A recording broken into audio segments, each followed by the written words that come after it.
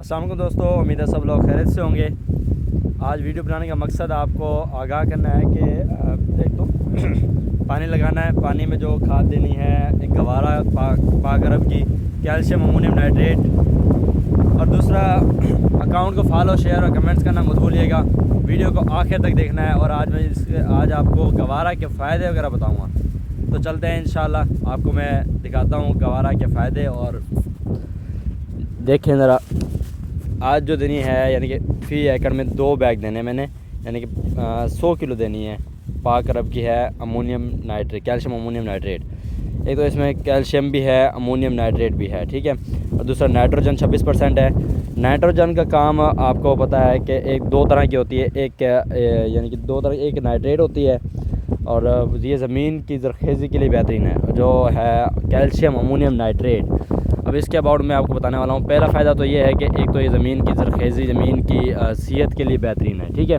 और दूसरा फ़ायदा इसका ये है कि एक तो ये पत्तों में जो नए शाखें निकलती हैं उस पर जो फल और फूल वगैरह जो लगते हैं उनमें इजाफे के लिए होती है, और जो पत्तों की रंगत वगैरह सब्ज़ ग्रीनरी कर देती है, ठीक है, ग्रीन लश कर देती है। और तीसरा जो है फ्रूटिंग, जो भी फ्रूट वगैरह लगता है उसको सख्त कर देती है, यानी कि उसको उसका साइज़ भी बढ़ा देती है, सख्त कर देती है। और जो है इसमें कैल्शियम है, कैल्शियम भी फ्रूटिंग के लिए यानी कि फल वगैरह के लिए बेहतरीन है। और ये जल्द से जल्द असर करती है अपना, यानी कि 3 से 4 दिन में इसका असर वाज़ेह होना शुरू हो जाता है। जब आप देखना चाहते हैं कि इसका असर हो रहा है तो आप पत्ते यानी कि नए शाखें देखेंगे, यानी कि बेल की एक तो लंबाई में इजाफ़ा करती है और जो नए शाखें निकालती है और उस पर जो फ्रूटिंग वगैरह है उसमें भी इजाफ़ा करती है, ठीक है।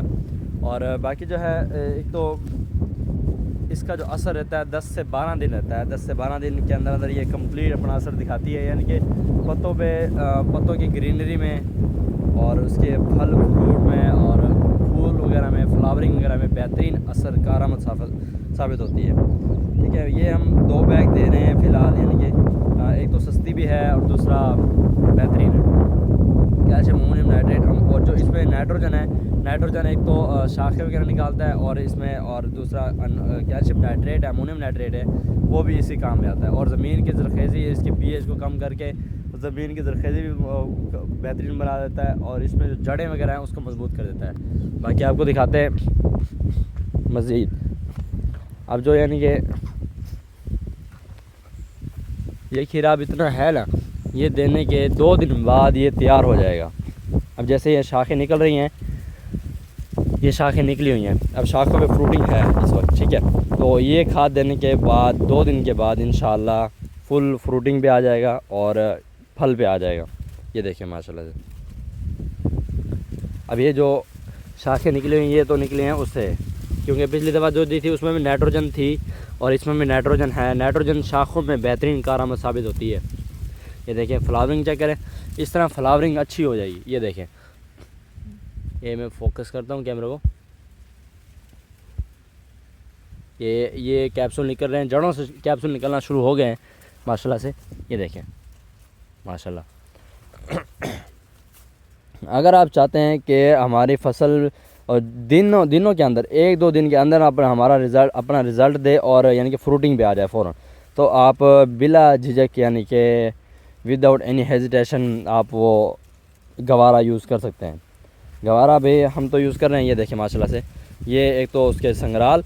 अब इंशाल्लाह ये जैसे ये खाद देंगे 2 दिन के अंदर ये फल तैयार हो जाएगा इंशाल्लाह से। और